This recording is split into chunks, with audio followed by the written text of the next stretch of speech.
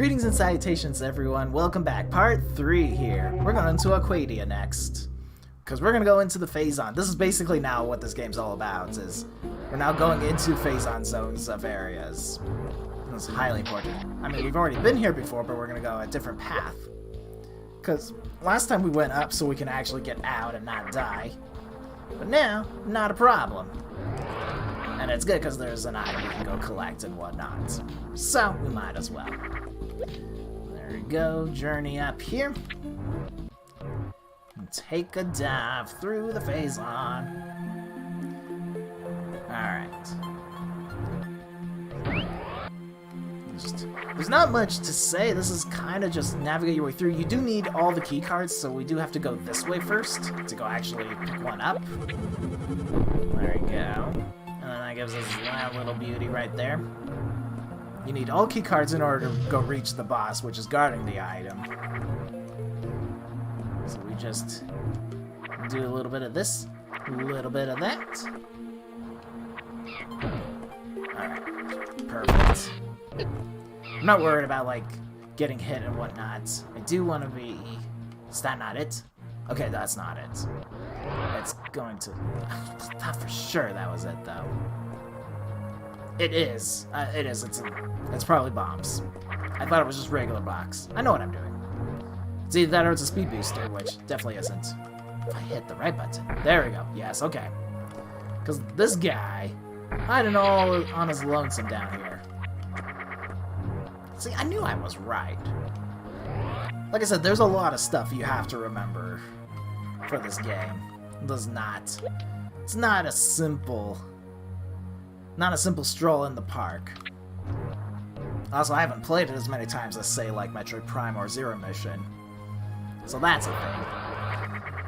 That is a very scary jump. I hate that jump every single time, and it's pretty much near perfect. Alright, so we got this Draygon Boss. We're gonna actually switch to our plasma beam. Get better hits off of him. We wanted to be able to get hit by our super missiles. There we go. Perfect. So it's just like, this boss definitely works differently than the normal Draygon from Super Metroid. The other thing is you'll see occasionally these blue X's come up. We want to kill those. If they happen to fuse with Draygon, he gets a magnetic shield like we do, and it actually lasts for quite a while. You can use the magnetic shield to also draw things in. Just a cute little way to get stuff done. It's unclear as to how the spawning for the X's work. They just kinda do. Okay. Nope. Oh no. Yep, it got him. So, yeah, there's him with the magnetic shield. It's unfortunate. It just ends up wasting time.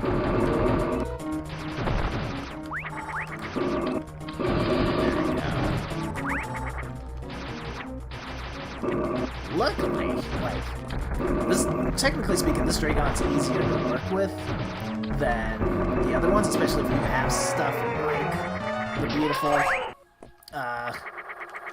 Seeker missiles. Makes my life a little bit easier. Yes. I remember that was Flame Block. Now we got the Ice Beam, which, I know what you're thinking. Ice frozen flames? No, it's just, it makes my regular beam frozen. I'm so glad I did that right. I've done that a couple times where it doesn't work out.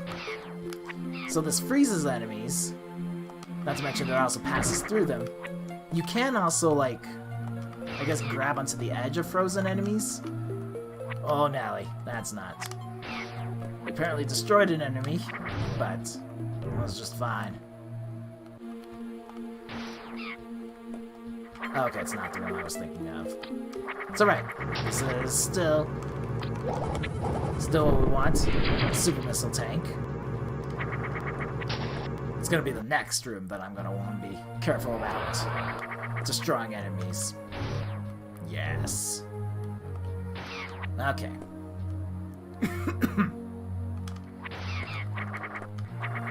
Alright, and then... oh, no. Nope. Alright, I have to basically... I don't think I can... No. Okay, let me go. So, unintended use of this strategy here. You can actually go through items and turn off certain things. We're going to actually turn off plasma and wave, so we just have basically regular ice beam. And we're going to wait this out, because I need those guys now to be on the other side. There we go, so I can jump over here. That's it. That's all I needed them to do. Just one more over there. And it's a noble cause. I'll turn that stuff back on very shortly here.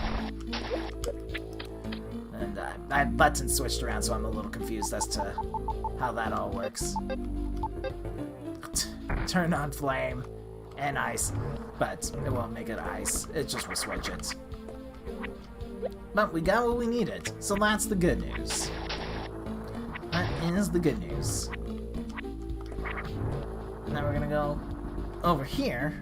I think we're going to... Yeah, Cold Star. Yes. My list has a backside to it that I have to know. It's got the front list, and so basically it's like 1.5 pages. That's how much stuff there is to go around. Oh, Nelly. There we go. So we're just gonna go over here. Some of these items, like the seeker missiles, aren't necessary to complete the game. They just can make life a little bit easier for you, that's all. We do want the magnetic shield for this part. Oh, Nelly. Oh, Nelly. Of all the times. Alright, good thing we had enough. Did not want to have to do that again. There's pip blocks in this room as well. The first ones I don't mind. That second one we have to be aware of entirely that it's a thing. Oh wait, I need to... There we go, get rid of some of those blocks. And then climb this. So we need to get rid of that block so we can actually make progress. It's a weird little gimmick that will make more sense once we have the item that we need to get through the rest of this section, as it were. Okay, he's being very rude. Well, there we go. So we'll roll through here. Roll over here. Roll down. Roll left. Bam. There we go. Grab this bomb beam adapter.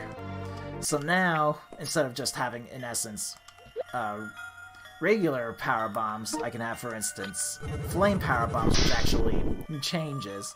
It goes through all the beam types as well, like the wave, the plasma, the ice. We realistically just need the flame just to get out. That's not... Like, there's probably, like, other uses that I may not be aware of. I haven't, like, 100% completed the game.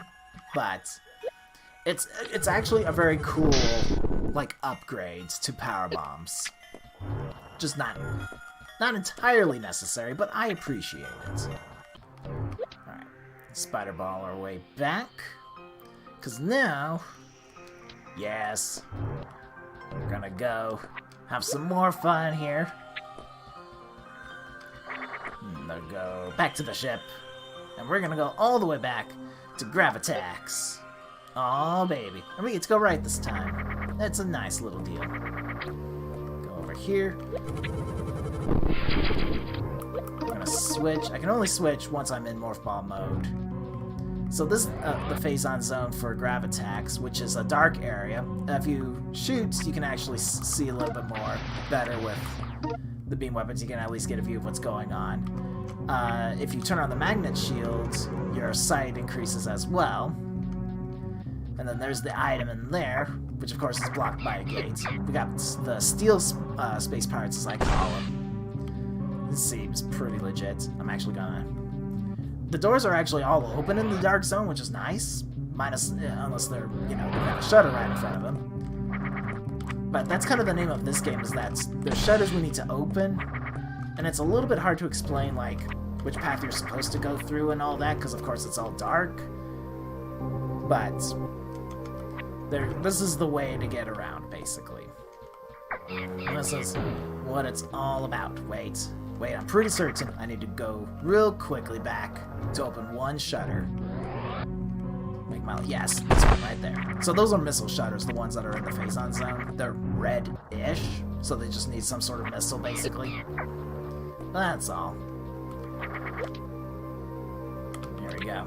But we gotta open several of those to actually make progress. There we go. We're not worried about getting hit by spikes. I've got plenty of energy to do so. Oops. Oh, I'm going the wrong way. That's why. I was like, I'm confused. What's going on with this room? I'm supposed to go up here. There we go. And then... No. Yes. Alright. Go take a left turn, and then take a right turn. There we go. No, nope, don't fall down there just yet. That opens up a shutter way over there. There we go. Whoop. There we go. We'll use the shield now. I shall deploy my shield. I'm actually going to... I don't want a speed boost, so I'm going to do a little jump there. Perfect. Alright. A little safety save. There we go. Journeying my way through the darkness. And then... Phantoon. Okay, well, I want to make sure I got a solid hit and not the flames he spews out. Like that. So this is a very tight, closed area. He actually shows up more of the area than I do. It just happens to be the name of that game. It's just kind of somersaulting around until he opens his eye kind of deal. No, don't do it. There we go. We'll just use all our missiles. We can only basically fire one at a time because he closes. You can't really stack them on top of each other. The good news, I'm actually going to switch. Not quite what I meant to do with that. We can kind of... I don't even know what I was going to say. We can't stack them. We're going to switch to regular beams to help take out flames. He's got 3 positions that he'll stop. They're all in the center. It's either on the bottom, the middle, or the top. So, when he opens his eye, you know he's going to stop in the center. And depending on how he's moving, you can get a sense of how it's going to all work. Sometimes, like, as you saw, like, very briefly, sometimes his eye opens when he's in position, and you kind of just like, well, that's unfortunate. This movement pattern is essentially just one big, like, loop, as it were. We're just... Oops. We just kind of do this loop dance with him. And so long as you kind of just... It's hard to explain, but if you follow his loop until he starts looping around again like that, you'll help set up to not only be in position, but help not get hit. I still do, sometimes position doesn't work. Or there's other factors like I'm trying to grab supplies and whatnot. But he always loops around in one direction, and then basically once he makes a line back from where he just came from, he's gonna start looping the other direction. Makes for pretty... he's weirdly a simple boss. It's tiresome is what it is, because you keep jumping around, you keep following him. Oh no, not what I wanted. Oh good. You can, if you want to risk it, let him fire. Oh, crap. I just did not hold down my missile button. There we go. It's actually being super cooperative with those. But you can try to just get super drops off of him if needs be.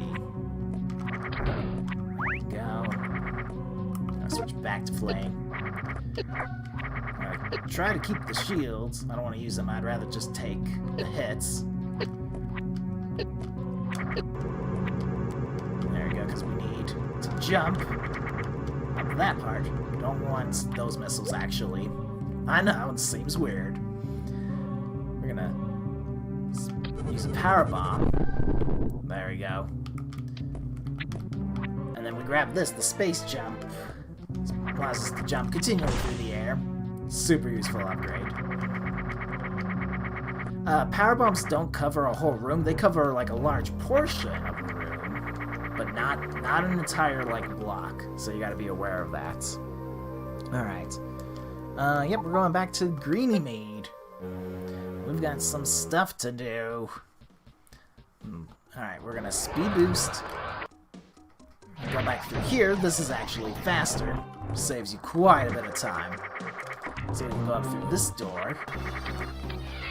And now I've got plenty of supers to use. It's a good day. And then there's gonna be, yep, this guy. Grab some of those. Yes.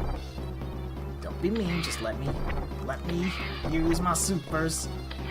There we go. I'm gonna actually let him drop those items, because I'm gonna take this save right here anyway. So the goal is to get 15 Metroids, as is the case. You know, it's always missiles. Alright, so we are in the Phazon section, in case you can't really tell by the dark, gloomy state of things.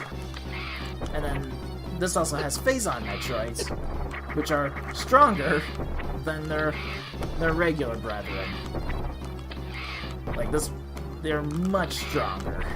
I don't even know how many super missiles this guy can take, but he takes all 10 of mine, so... Okay, good. I at least wanted to have the full 10 supers again, so I can get back to work. Alright. Don't shoot down just yet. Oh no! That's why. Because the floor would disappear on you. Alright. Use my magnetic shield to get through. Again, the more lavas.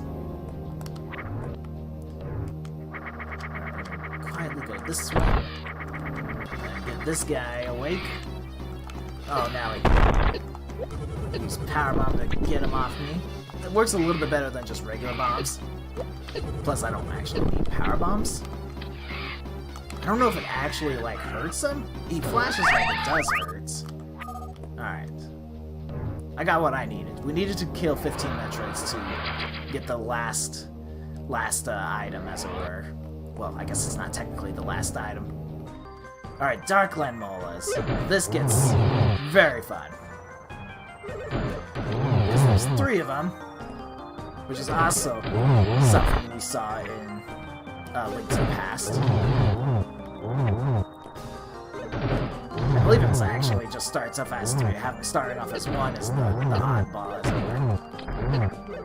were. This gets a little bit tricky in case you can't tell.